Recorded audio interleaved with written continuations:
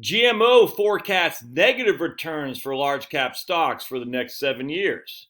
GMU 7-year asset class forecast Q1Q 2020 negative 1.5% each year for the next 7 years. And that's real returns, by the way. So 6.5 is a historical real return. That's net of inflation. So let's take a look. Whoa, my goodness. But yet they're looking at emerging stocks. They're predicting 4.9% real returns. U.S. bonds, negative 3.8. International bonds, emerging debt. So the only thing they're really bullish on is international stuff and emerging stuff. That's for sure. So what do you think about that? Are we all going to die? All right, let's take a gander, shall we? So let's go back to see. Let me pause real quick. And here they go from 2010, December 31st, 2010. They predicted negative 4% for U.S. equities real return. I don't know what U.S. high quality is. Probably they don't either. Emerging, they said 4.1, again, net of inflation. So 2010, they said small caps would give you negative real return. Large cap would give you basically breaking even real return. Again, real is net of inflation. That's in 2010. So let's see what else they said. Let's see what they said in 2009 if we can find that. All right, so here's the return on August 31st, 2009. Pretty doggone close to the lowest of the low, which is March 9th of 2009.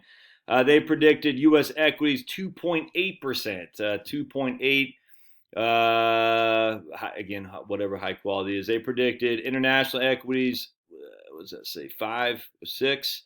They predicted bonds at 0.8%. So they basically said 2.8% for equities, and I guess they're expecting to add a value of 1.8%. I guess because they're pristine asset management.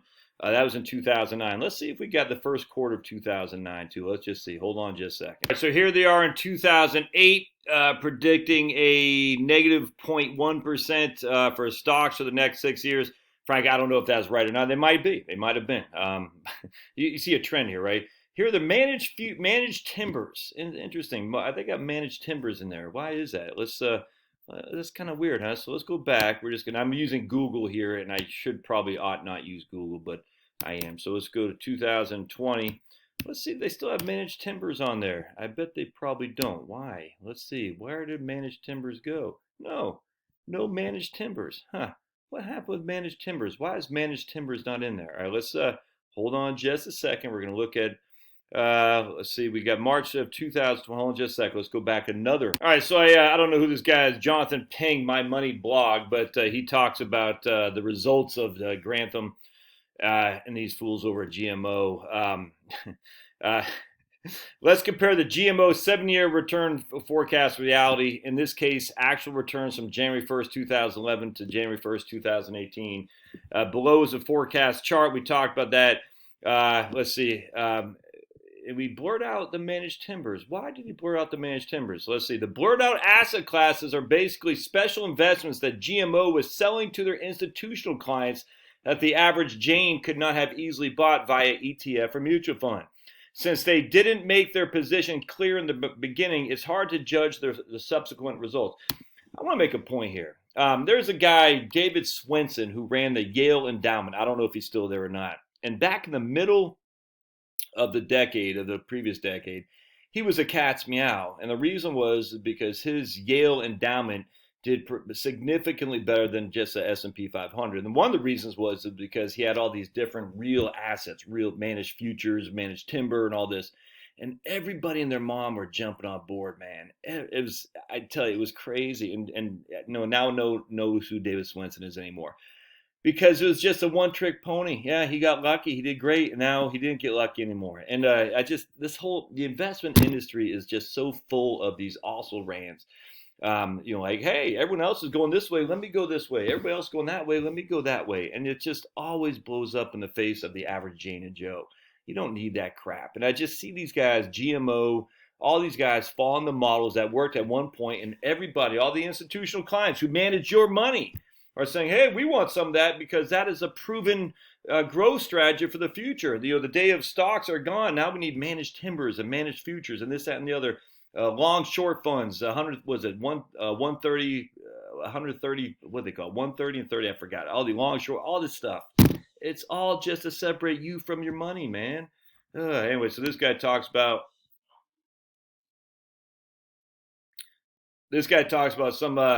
some quick and simple observations. Compound over the 7 full years, the difference was on the board order of doubling your money versus making nearly nothing. International developed large cap and international small caps did significantly better than forecast. Emerging markets did significantly worse than forecast. Of course, as emerging markets is, we don't know what value is, right, or high quality. Emerging equities, they said 4.1 versus VWO was 0. So the 4.1 they predicted, where VWO emerging markets was negative, was just flat. They predicted 4.1. International small caps actually averaged 4%, where they were predicting -1. International equities via VEA did 2.1, were 5, where he predicted 2.1. Actual small caps did a 10%. This is annualized too, by the way, where they were predicting -1.9. And actual VO S&P 500 did 12%, where they're predicting 0.4%.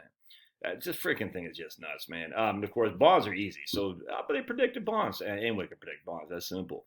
Bonds did about as expected across the board. Reading the commentary is always illuminating. It helps me better understand their forecast. Grantham has addressed these results here and there, but basically still thinks the reversion to the mean will happen eventually. Here's a quote from when I'm not going to talk about it. Here's his recent forecast in 2018. And again, here we are in 2020. It's the same freaking thing. I understand the fundamental behind these numbers, but I can't help but think that if you keep calling for a drop long enough, it'll eventually happen. And then everyone will set you, oh my goodness, they predicted it.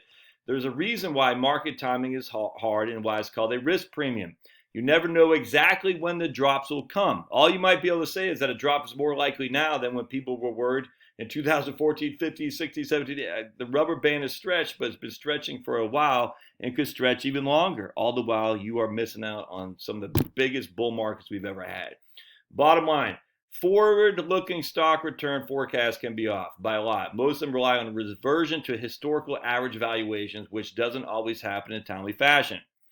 Forward-looking bond returns are made differently and more likely to be kept within a tighter range. I still believe in, so this guy says he still believes in simple. This guy right here, Jonathan Fink. Hello, handsome. What's up? Anyway, I'm tired of these professional. This is why who cares what the prognosticators say? Even Warren Buffett, he doesn't know any more than you and I. I'll tell you what, next time we'll have Pablo Chu, we'll have him walk on a stock chart. And whatever he lands on, that's what we'll say will happen for the future. That'll be just as likely as Grant, probably better likely than Grant. That's why you have a random walk down Wall Street by Burt Malkiel, because it says it's all random. You don't know. Anyway, thought you'd find this informative. As always, paw the like button and put some comments down below. See ya.